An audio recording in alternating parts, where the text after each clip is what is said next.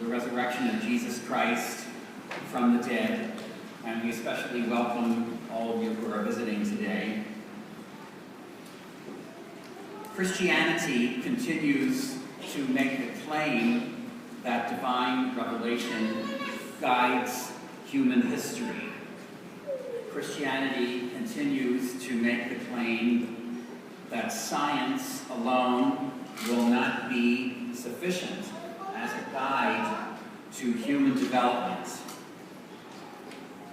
Christianity continues to make the claim that the most important event in human history is the resurrection of Jesus from the dead.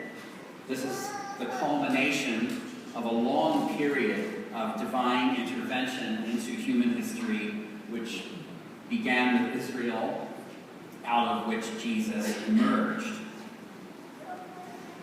Jesus does not rise from the dead to initiate a kind of reality show competition. God is not saying, here is the prize of eternal life. Now let's see who are the people who can survive and who are the losers. The prize is going to heaven, and if you can get through life without sinning, then you win. Unfortunately, this is the way that Christianity has been presented through the centuries, especially in the Middle Ages. But since then, we have grown in our capacity to understand the revelation contained in the Bible. In the authentic Christian vision going back to the New Testament, the resurrection initiates a new age in human history. And this new age is centered in the church.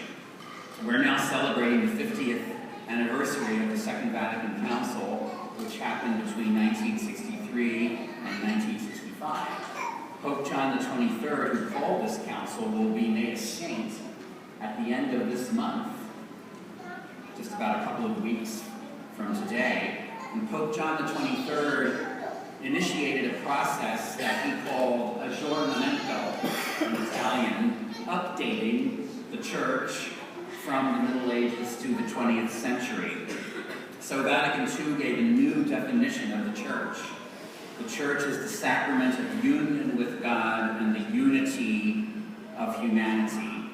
The council reiterates the bold claim that Christianity is the only hope for the unity of humanity.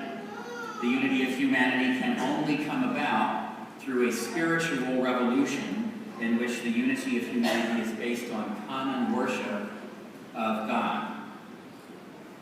The resurrection reminds us that there is no tension between physical life and spiritual life.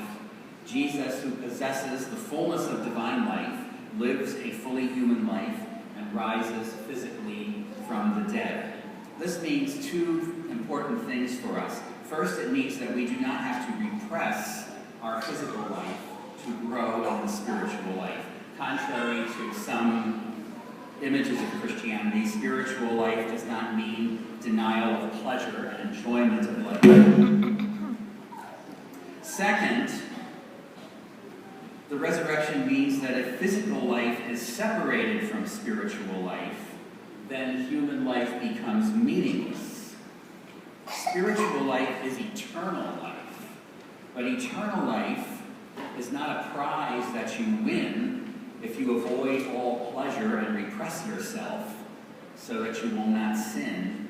Eternal life is a quality of life that begins now in the new age initiated by the resurrection. And it continues on because it is a sharing in what is essential to divine life, what is essential to the life of God. Strict science tells you that there is no eternal life.